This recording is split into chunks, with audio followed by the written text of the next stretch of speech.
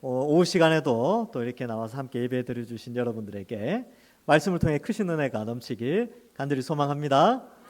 우리가 지금 다니엘서의 마지막 환상 부분을 다루고 있습니다. 그래서 10장, 11장, 12장인데 내용이 꽤 길어요. 이게 다른 환상들은 한 장으로 끝나는데 특별히 10장부터 12장까지는 예수님까지 등장해서 뭔가 대단한 것을 설명을 해주게 됩니다.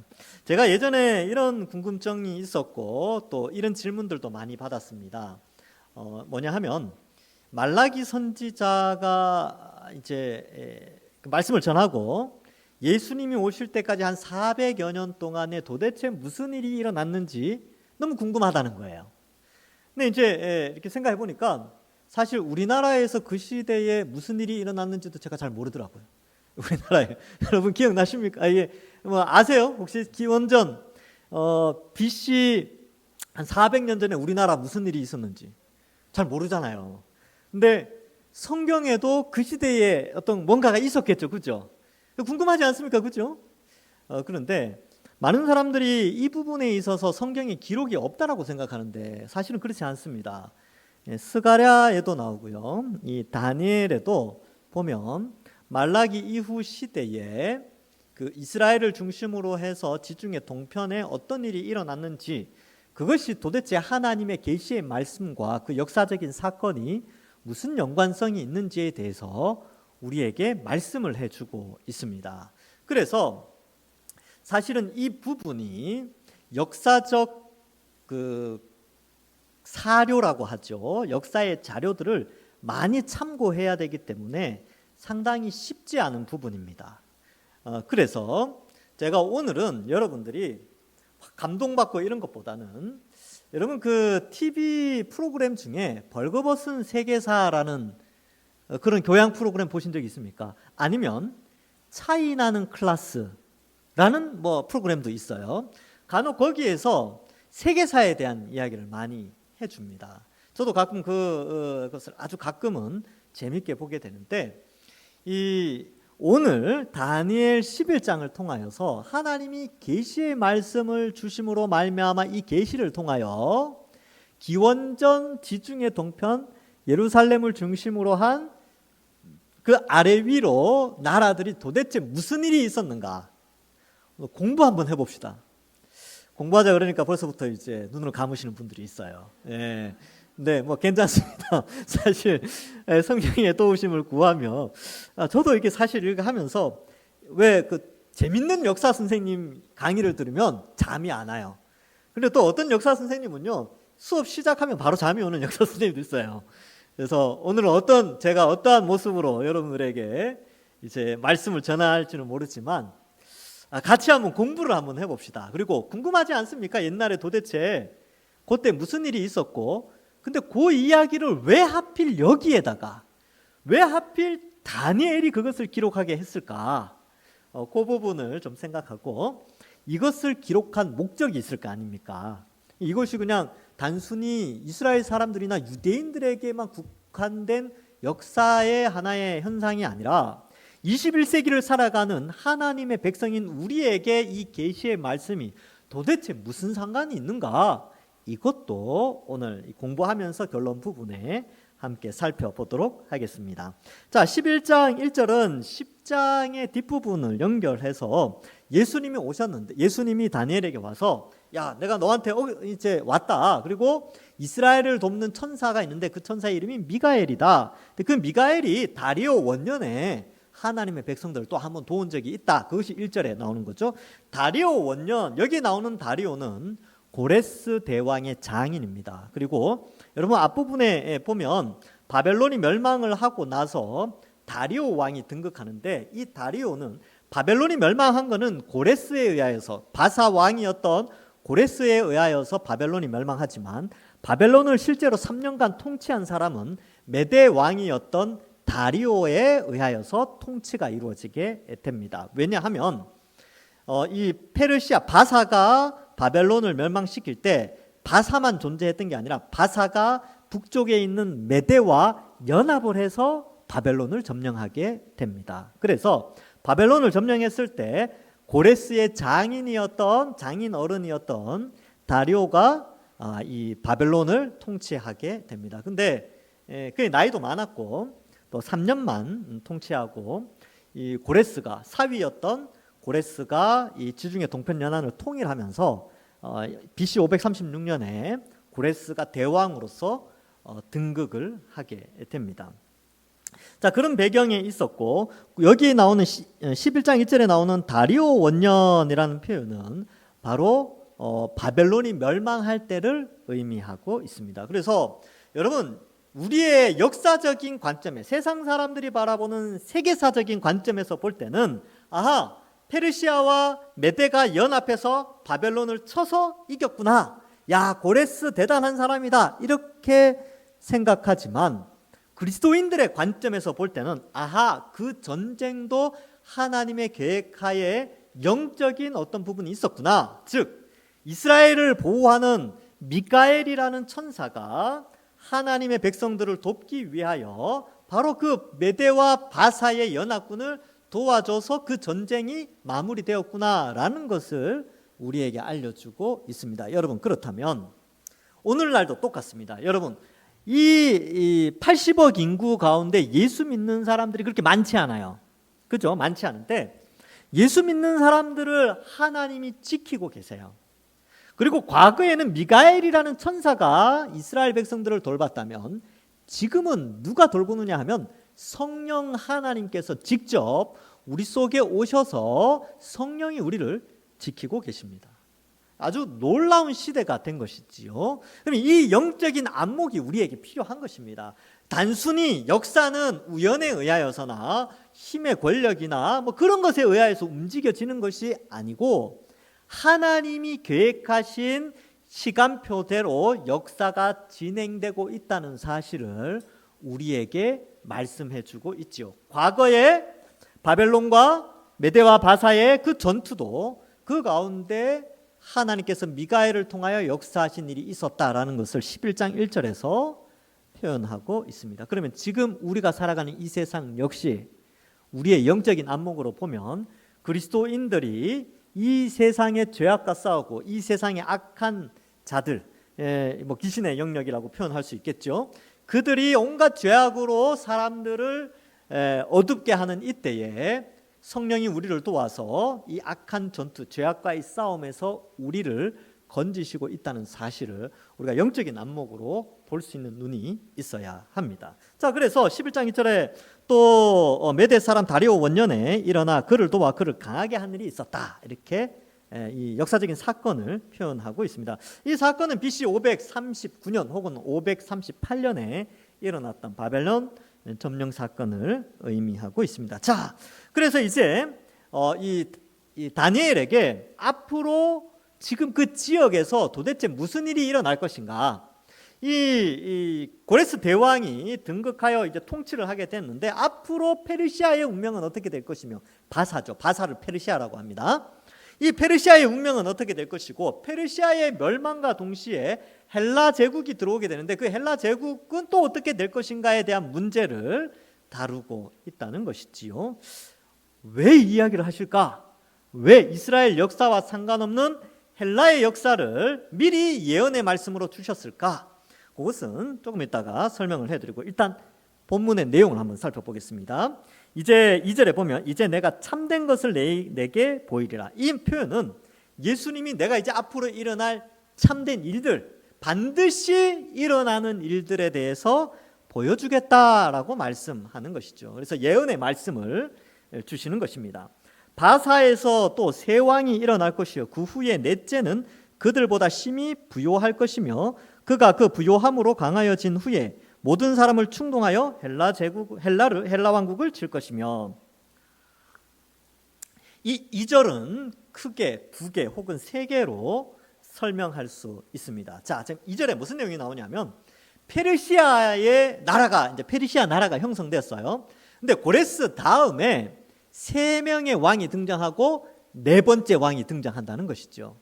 그런데 이 표현이 여러분 우리는 안 익숙한 문학적 기법인데 3+1 문학적 기법이에요. 이게 뭐냐면 앞에 세 개보다 나머지 마지막에 나오는 하나가 더 강하거나 더 중요한 의미가 있다는 뜻에서 3+1이라는 이런 문화 기법을 씁니다. 이게 다니엘서 안에 여러 번 나와요. 어떤 부분에 나오냐면 다니엘과 세 친구. 그런데 세 친구와 다니엘이에요. 다니엘을 더 강조점 둔다는 거죠. 여기에도 3+1, 마태에서 하는 그런 표현은 아닙니다. 1+1이 아니고 3+1. 그래서 앞에 셋도 중요하지만 뒤에 하나가 진짜 중요하다라고 할 때 3+1 기법을 써요.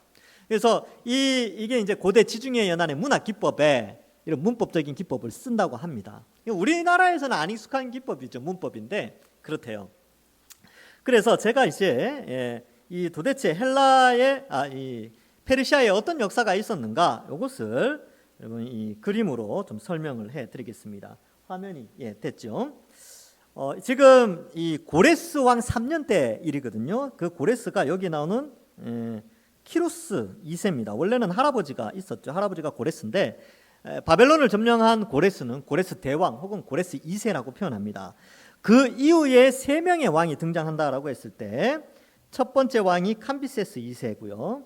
근데 캄비세스 2세는 고레스가 통치할 때에 유대 지역을 담당했습니다. 그러니까 왕이 있고 왕의 아들들이 각 지역을 담당하게 되는데 캄비세스가 유대를 담당하는데 이 캄비세스가요 좀 성질이 안 좋았어요. 유대인들을 많이 괴롭혔습니다. 그 다음에 등장한 사람이 스메르디스, 여기에는 이제 바르디아라고 되어 있는데 스메르디스가 잠시 몇 개월 동안 통치를 하고요. 그리고 고레스의 아들들이 없었어요. 이제 딸의 딸 아토사라는 딸이 있었는데 그 딸의 사위가 다리오 1세입니다. 그래서 이 다리오가 정권을 맞이하죠. 그러니까 왕조가 여기서 끊긴 거예요. 맞죠? 왕조가 여기서 끊기고 사위를 통하여 새로운 왕조가 형성됩니다. 우리나라 조선 왕조는 다 아들 이렇게 갔잖아요. 근데 아들이 없으면 또 다른 이제 뭐 이렇게 서자의 아들이나 이렇게 등장해서 쭉쭉쭉 뭐 차남이 등장하고 이렇게 했는데 이 페르시아 왕조에서는 아들이 완전히 끊겨지고 손자도 없고 그래서 그 왕위를 사위가 이어받게 됩니다. 프랑스 왕조에도 있었죠. 그래서 앙리 4세 같은 경우가 앙리 4세가 원래는 왕이 될 그게 아닌데 그 자기 아내의 형제들 처남들이 다 죽어버려요. 그러니까 더 이상 왕을 할 사람이 없으니까 앙리 4세가 이제 왕으로 등극하게 되고 그 하나님의 역사 가운데 있었는데 앙리 4세가 기독교이니까 그 전까지 가톨릭이었거든요. 앙리 4세가 낭트 칙령을 통하여서 이제 기독교를 인정하게 되죠. 어쨌든 뭐 그런 역사도 있습니다. 사위가 왕이 됐어요. 사위가. 그 사위의 이름이 다리오 왕입니다. 유명한 왕이에요. 우리한테는 별로 안 유명하죠. 뭐. 우리한테는 안 유명한데 세계사에서는 굉장히 유명합니다. 마라톤 전쟁을 일으켰던 사람이에요. 이 다리오 왕이 헬라를 침공했던 1차 전쟁을 했던 사람이고요. 이 다리오 왕까지 그래서 이제 이 세 왕이 누구냐? 캄비세스, 스메르디스, 다리우스 요 세 사람이 1, 2, 3이고 네 번째 왕이 크세르크세스이다. 성경에는 아하수에로로 나오게 되죠. 에스더의 남편인데 이 표는 제가 옛날에 학계할 때 이 표를 잠깐 보여드린 적이 있습니다. 근데 이 크세르크세스 여러분 그 살라미스 전투로 유명하죠. 옛날에 영화에 300이라는 영화가 있었습니다.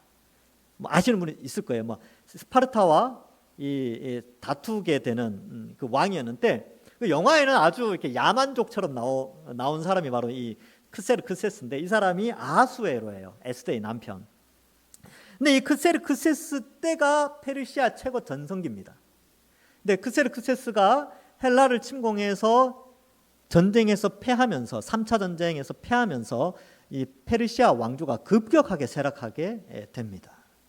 자 그렇게 해서 지금 이 3+1에 해당되는 왕 캄비세스, 스메르디스, 다리우스 다음에 크세르크세스 이 네 번째 왕이 헬라를 침공했다 이런 표현들이 나와서 이렇게 해석하는 경우가 하나가 있고요. 그 다음에 또 하나는 뭐냐면 이 3+1이라는 것이 앞에 3이라는 것은 상징적인 숫자다. 그래서 앞에 3은 페르시아 고레스 이후에 등장한 모든 이 왕들이 다 3에 해당되는 것이고 마지막 1은 이 다리우스 3세 이 사람이 1에 해당된다라고 해석하는 경우도 있습니다. 제가 이제 책을 많이 살펴봤어요. 의견이 두 개로 나뉘어요. 이제 크세르크세스가 네 번째 왕이다라고 하는 설명하는 책이 한 절반 정도 되고, 다리우스 3세가 네 번째 왕이다라고 설명하는 책이 한 절반 정도 됩니다. 그러면 저는 어떻게 설명하느냐? 둘 다 괜찮다. 둘 다 이렇게 해석하든 저렇게 해석하든 우리의 구원에 있어서는 아무런 문제가 없다. 그리고 믿음의 선배들이 이런 안도 냈기 때문에 둘 다 괜찮은 의견으로 받아들이면 되는 겁니다. 중요한 것은 어쨌든 헬라 제국에 의하여서 페르시아 제국이 멸망을 하게 된다는 것입니다. 그러면 참고적으로 성경에 다리오가 꽤 많이 나왔죠. 바벨론이 멸망하고 등극한 다리오는 고레스의 장인이라 그랬어요. 그 다음에 등장하는 학계 스가라에 나오는 다리오 왕은 이 다리우스 1세, 다리오 대왕이죠. 이 다리우스 1세를 의미하고요. 나중에 또 다리오 왕이 또 나오게 됩니다. 그리고 마지막에 또 다리오가 나오죠. 그래서 여러분, 다리오 그러면 한 사람이 아니에요. 여러 사람입니다. 여러 사람. 그렇게 이해하시면 되겠습니다. 그래서 이 앞에 왕을 세 명으로 보고 마지막 다리오 3세를 네 번째 왕으로 보자 한 이유는 바로 3절 때문에 그렇습니다. 자, 이 2절 끝에 보면 헬라 왕국을 치죠. 그런데 이 헬라 왕국이 만만하지 않거든요. 헬라 왕국에 누가 등장하느냐? 알렉산더 대제라는 사람이 등장하게 됩니다. 이 페르시아를 멸망시킨 왕이 헬라 제국의 알렉산더 대왕인데, 그의 나이가 그 페르시아를 점령할 때 나이가 30입니다. 30. 나이 30도 안 됐을, 27인가 뭐 그랬을 거예요. 20대 때 여러분 그렇게 살았어요. 그래서 제 자신을 많이 돌아봤습니다. 나는 20대 때 뭐 했나. 예. 근데 알렉산더 대왕은요, 그렇게 온 세상을 점령해 가고 있었죠. 그래서 여기 3절에 보면 장차 한 능력 있는 왕이 일어나서, 이 왕은 알렉산더 대왕입니다. 그래서 책들을 쭉 찾아보니까 모든 책이 다 알렉산더 대왕이다라고 해석을 합니다. 그러니까 바로 앞에 네 번째 왕이, 페르시아의 넷째 왕이 다리우스 3세냐 아니면 크세르크세스냐라는 논쟁이 자연스럽게 일어날 수밖에 없죠. 4명이라는 관점에서 보면 크세르크세스였고, 이 헬라의 침공, 이 3절의 큰 왕의 등장으로 봤을 때는 다리우스 3세로 해석이 가능해지는 것이죠. 자, 그래서 이 4절에 보면 알렉산더 대제가 페르시아를 점령하는데, 그러나 4절에 보면 그가 강성할 때 그의 나라가 갈라져서 천하 사방에 나누이게 됩니다. 자, 그래서 화면을 다시 한번 바꿔주시면 되겠습니다. 어떻게 나누이는가? 지난번에 8장 할 때 설명했어요. 8장에 이 헬라를 순념소로, 페르시아를 순양으로 묘사해서 순념소가 와서 순양을 쳐버리죠. 그리고 그 뿔에서 큰 뿔이 나오는데 나중에 뿔이 4개로 갈라져요. 그때 이 그림을 설명해 드렸습니다. 이게 뭐냐 하면, 이 알렉산더 대왕이요 33세에 죽게 됩니다. 바벨론에서 죽게 되는데 아들들도 다 죽었어요. 그러니까 후손을 이어갈 왕이 없는 거죠. 근데 그 밑에 이 장군들이 한 10몇 명 있었는데, 그 가운데 4명의 장군이 이 헬라 제국을 나누어 통치하게 됩니다. 그 가운데 제일 큰 영역을 차지한 사람이 셀레우코스, 여기 셀레우코스 이렇게 되는데 셀레우쿠스 이렇게 표현하는 데도 있고, 이름이 비슷해요. 그 다음에 남쪽 이집트와 아프리카 쪽을 프톨레마이오스가 지배를 하게 되고요. 그 다음에 소아시아 지역을 안티고누스라고도 되어 있고, 나중에는 이제 리시마코스가 점령을 해서 이제 다스리게 되고, 그리고 이 마케도니아 지역을 카산드로스가 통치를 하게 됩니다. 이렇게 되어 있고, 이렇게 되어 있고, 이렇게 되어져 있죠. 그런데 어떤 일이 벌어지냐 하면 얼마 지나지 않아서 이 셀레우쿠스 왕조에서 리시마코스 지배 지역을 점령해 버려요. 그러니까 4개가 3개로 됩니다. 어떻게 해요? 셀레우쿠스 왕조에서 리시마코스 왕조를 쳐서 이 땅을 다 차지하게 되는 것이죠. 그 내용도 여기 보면 그가 강성할 때의 4절에 그의 나라가 갈라져 천하 사방에 나누일 것이나 그의 자손에게로 돌아가지 아니할 것이고, 또 자기가 주장하던 권세대로 되지 아니하리니 이는 그 나라가 뽑혀서 그 외에 다른 사람에게로 돌아갈 것입니다 라고 해서 4개로 나눠줬고요. 5절이죠. 5절에 남방 왕은 강할 것이나 프톨레마이오스의 왕은 강할 것이나 그 군주들 4명의 군주들 중 하나는 그보다 강하여서 이 하나가 누구냐면 셀레우코스 왕조입니다. 여기가 권세를 떨쳐서 이 리시마코스 지역을 점령하게 되는 것이죠. 이게 역사적인 기록에 되어져 있습니다. 자, 그래서 여러분 지금부터 제가 설명하는 것은 이렇게 조금 어려워서 제가 원고를 좀 많이 보겠습니다. 이름이 헷갈려요. 이름이 우리나라 이름처럼 얼마나 좋습니까? 세 글자 홍순용 얼마나 외우기 좋습니까? 근데 얘네들 이름은 셀레우코스, 프톨레마이오스, 뭐 그 다음에 또 셀레우코스 2세, 3세, 프텔레마이오스 뭐 2세에다가 이름이 또 붙어 유에르게테스 뭐 하여튼 이름이 복잡합니다. 그러니까 제가 원고를 좀 봐야 될 것 같습니다. 예, 자 그래서 이 부분을 좀 함께 살펴보도록 하겠습니다. 자, 그래서 사실 여러분 여기서 이제 우리가 생각해 볼 수 있는 건 2절부터 2절, 3절, 4절은요. 세계사의 역사 속에서는 굉장하게 긴 역사고 어마어마하게 큰 역사지만 하나님의 관점에서 보면 2절이나 3절로 끝나는 거예요. 하나님의 관점에서는 이건 큰 역사가 아닙니다. 문제는 뭐냐 하면 뒤에 나오는 남방왕과 북방왕의 전투가 큰 거예요. 왜 이게 큰 문제냐 하면요. 북방왕이라는 것은 셀레우쿠스 왕조를 의미하고 남방왕이라는 것은 프톨레마이오스 왕조를 의미하는데 이 두 개가 계속 싸웁니다. 근데 문제는 그 사이에 누가 있냐 하면 이스라엘이 있어요. 예, 우리나라랑 아주 비슷하죠. 우리나라도 북쪽으로는 어때요?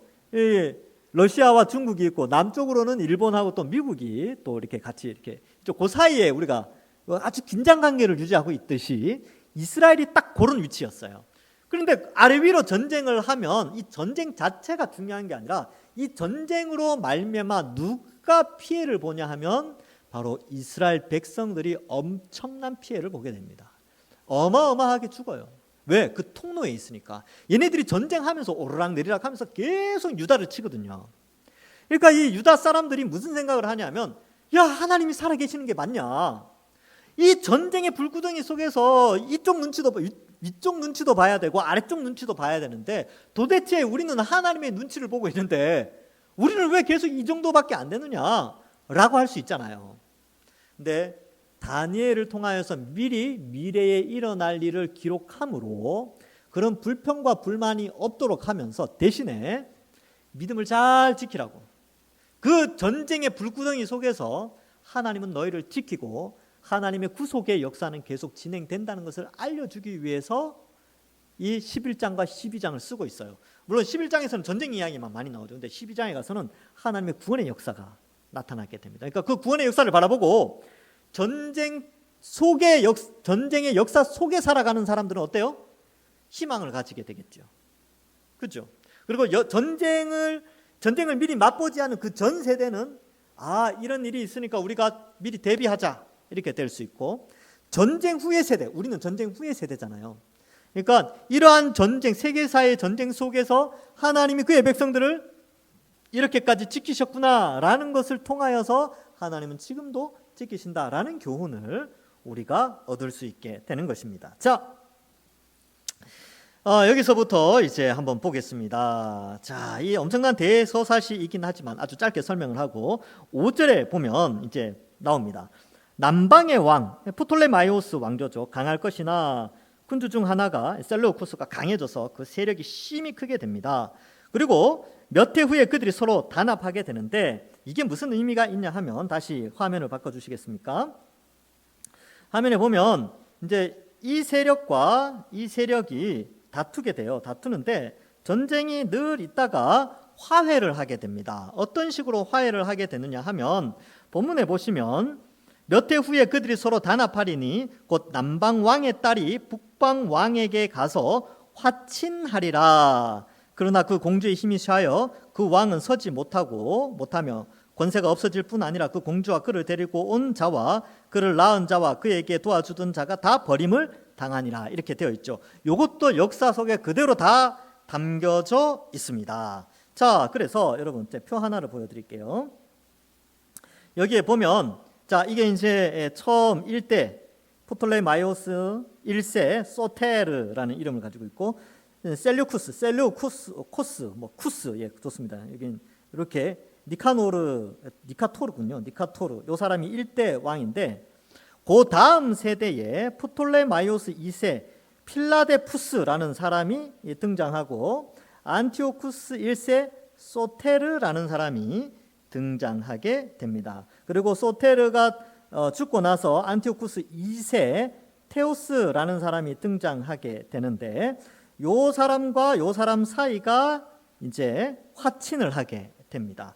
그래서 프톨레마이오스 2세의 딸 베르티케, 버니게라고도 표현하는데, 안티오쿠스 2세와 결혼을 하게 돼요. 그래서 남방왕의 딸이 베르티케가 안티오쿠스 2세 테오스와 결혼을 해서 남북 간에 화친이 일어나게 됩니다.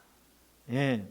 그런데 세계사에 보면 무슨 일이 일어나느냐 하면, 이 안티오쿠스 2세 테오스에게 두 아들이 있었습니다. 첫 번째는 이 칼리니쿠스죠. 이 칼리니쿠스.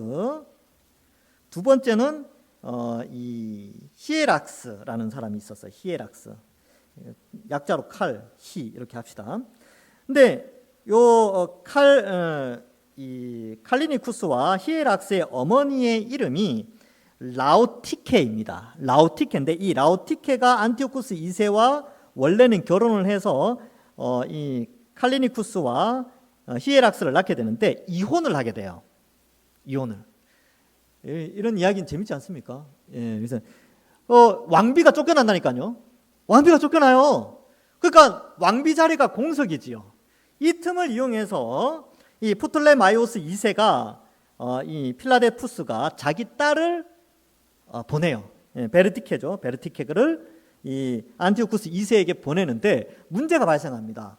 왕권 경쟁이 또 생기는 거예요. 왕권이 어떻게 경쟁이 하냐면, 베르티케를 통해서 아들들이 태어나게 되는데, 이 칼리니쿠스가 이 왕권을 차지하기 위하여 숙청 작업에 들어갑니다. 그래서 베르티케, 이 칼리니쿠스와 히에락스의 어머니였던 이 라오티케의 권력이 상당했어요. 근데 그 권력을 이용해서 이 베르티케와 그의 아들들을 다 죽여버립니다. 예. 그래서 어떻게 되느냐? 칼리니쿠스가 실권을 장악하게 되고, 베르티케와 거기에 속했던 이집트에 온 사람들이 다 죽게 돼요.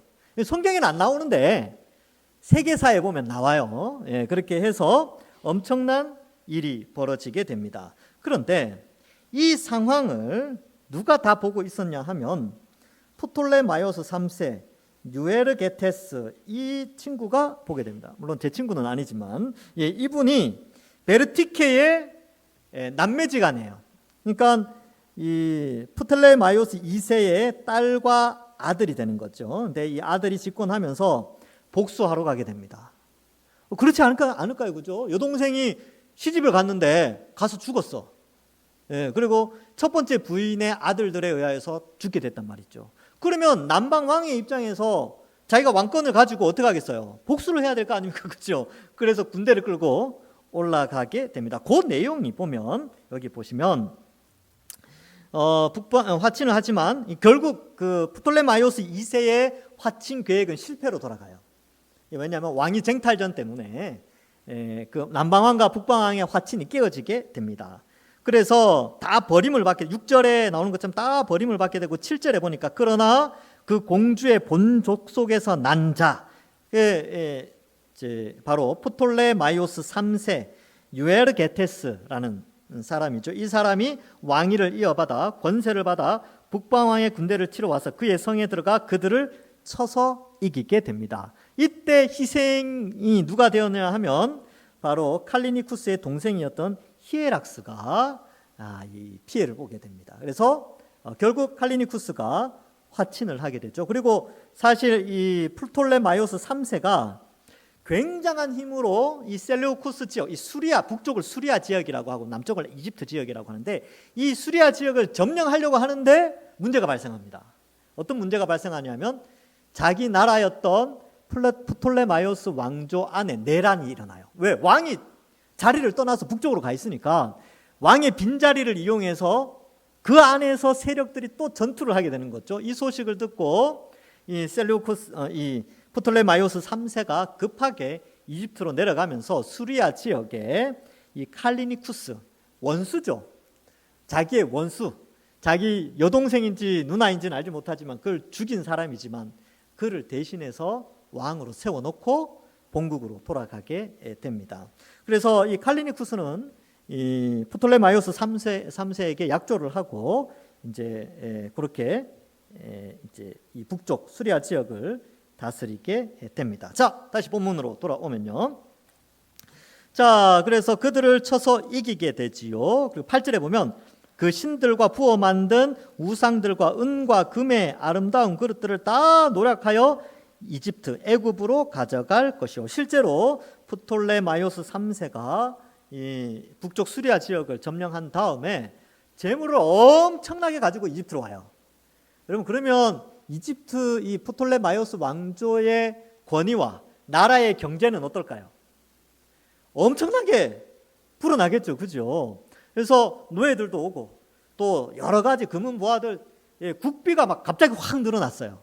그러니까 국민들이 그를 높여 세우기 시작합니다. 그래서 주어진 이름이 유에르게테스, 번영, 뭐 하여튼 성공, 하여튼 신의 이름에 부합하는 그런 이름을 주게 됩니다.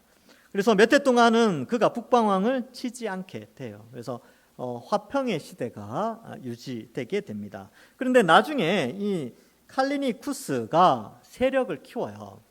세력을 키워서 또 복수를 합니다. 이게 여러분, 그래서 원수를 갚는다고 해결되는 게 아니에요. 그래서 원수가 갚으니까 또 원수가 앞으로 또 오고 또 가고 또 오고. 그래서 9절에 보면 북방 왕이 셀루쿠스 2세 칼리니쿠스가 다시 전쟁을 일으키게 됩니다. 그래서 이 북방왕 셀루쿠스 2세가 다시 애굽을 공격하는데 그 해가 BC 242년입니다.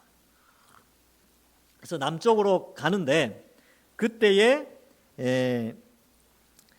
싸움을 해서 안타깝게도 북쪽 왕이 시큰 준비하고 막 전쟁 잘 준비해서 내려가는데 져버렸어요. 그리고 다시 본국으로 돌아와서 또 조용히 있게 됩니다. 그래서 그 표가 지금 다시 한번 표를 보여주시겠어요? 여기에 나오는 여기 이 부분하고 이제 이쪽 부분 있죠? 이 부분이랑 이 부분에 대한 이야기가 오늘 읽은 9절까지의 말씀입니다. 그러면 뒤의 내용은 다음 시간에 설명을 해드리겠습니다. 여러분, 이게 이제 여기 뭐 클레오파트라 이렇게 등장하는데요. 여러분, 그 옛날에 엘리자베스 테일러가 주연했던 클레오파트라는 클레오파트라 7세입니다. 이 사건, 이 본문의 기록에서 한 50년 후의 인물이에요. 그래서 클레오파트라라는 역사적 인물이 여러 명이에요. 클레오파트라 1세, 2세, 3세, 4세 뭐 이렇게 7세. 그거는 이제 나중에 로마 시대 때 가서 클레오파트라 7세가 나오고, 어쨌든 이때에 여러 이제 이름들이 나오는데 뭐 그런 게 헷갈리지 않도록 제가 잠깐 말씀을 드린 거고요. 여러분 보세요. 여기 표에 보면 표가 나왔죠. 이름이 다 비슷해요. 다 프톨레마이오스 1세, 2세, 3세, 4세 막 이렇게 돼 있으니까 좀 헷갈리긴 하고 또 공부도 좀 많이 해야 되고 하니까 사실 이 11장 부분은 대부분의 사람들이 성경 통독을 하지만 뭐 이런 게 있나 보다 하고 넘어가는데, 실제적으로는 BC 3세기에 일어났던 북쪽 수리아와 남쪽 이집트 간의 전쟁이고, 그 전쟁으로 말미암아 엄청난 피해를 본 사람들이 누구냐 하면 유다 사람들이었어요. 그들은 신앙을 지키기조차 힘들 정도로 엄청나게 힘든 기간을 보내게 됩니다. 말씀을 맺습니다. 여러분, 전쟁 중에 하나님의 백성들은 그러면 어떠한 삶을 살아야 되는가? 오늘 이 말씀을 통해서 우리에게 주는 교훈이 한 3가지가 있는데, 첫 번째는요, 여러분, 하나님의 백성들이 당할 고난은 하나님이 미리 다 알려주세요. 여러분, 우리가 당하는 고난을 성경에 다 기록하고 있죠. 에베소서나 이런 데 보면 우리는 영적 전쟁 가운데 있어요. 그리고 요한계시록에 보면 우리가 치르는 전쟁은 아마겟돈 전쟁과 같다라고 표현을 하고 있습니다. 그래서 우리의 전쟁은 바로 그런 전쟁이 우리에게 있고요. 전쟁이 일어날 것에 대해서는 하나님이 늘 그의 백성들에게 알려주십니다. 소돔과 고모라가 멸망할 때 하나님은 아브라함에게 그 모든 소식을 알려주셨죠.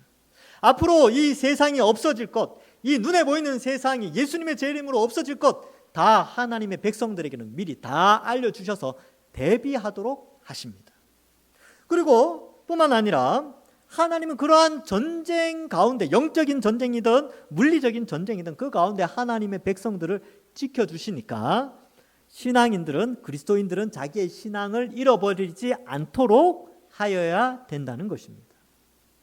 우리의 인생도 마찬가지죠. 여러분, 하루하루 어떤 사람은 전쟁과 같은 하루를 보냅니다. 인생이 전쟁과 같다라는 표현도 있지요.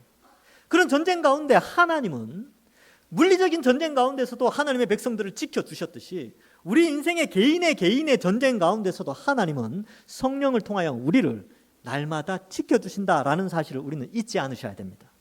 하나님이 우리를 보호하십니다. 하나님이 우리를 지켜주십니다. 이것은 우리가 성경을 통해서 끊임없이 하나님이 우리에게 알려주시는 사실인 것이죠. 그러므로 세 번째 결론, 신앙을 지켜야 됩니다. 개인적인 환난으로 인하여서 전쟁과 같은 삶을 산다 할지라도 그 사람은 예수 그리스도의 십자가 붙잡고 신앙을 지켜야 되죠. 물리적인 전쟁이 있을 때에도 우리 믿음의 선배들은 신앙을 지켰습니다.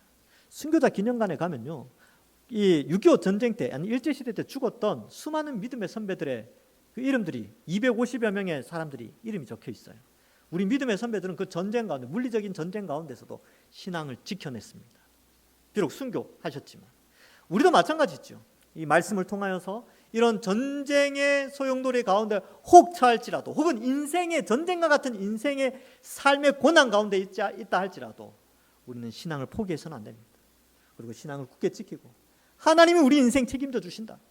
내 인생, 우리 가족의 인생, 우리 자녀들의 인생 하나님이 이 땅에 보내셨으니까 하나님이 책임져 주신다. 이 믿음 가지고 우리가 이 땅을 살아가는 것이죠. 아무쪼록 여기 계신 모든 분들은 전쟁 가운데 우리를 지키시는 그 하나님 의지하면서 전쟁과 같은 인생 가운데 날마다 승리하시며 하나님 의지하시며 기쁨 잃지 않으시는 우리 모든 주의 백성들 되기를 주님의 이름으로 간절히 축원합니다. 기도하겠습니다. 하나님 감사합니다. 우리의 인생도 마치 전쟁과 같은 소용돌이 속에 있지만 그러한 삶 가운데 하나님이 우리를 지켜주시고 또 우리에게 전쟁과 같은 인생 가운데 십자가 바라보며 성령의 인도하심을 받아 새 힘을 얻을 수 있도록 은혜 내려주시니 감사합니다. 거친 세상 가운데, 이 광야와 같은 세상 가운데 우리가 우리의 심령이 흐트러지지 않게 하시고 믿음 굳게 붙잡고 유혹에 흔들리지 아니하며 하나님 굳건히 믿고 한 주간 믿음 생활 잘하는 저희들 될 수 있도록 은혜 내려 주옵소서. 감사드리옵고 예수님의 이름으로 기도하옵나이다. 아멘.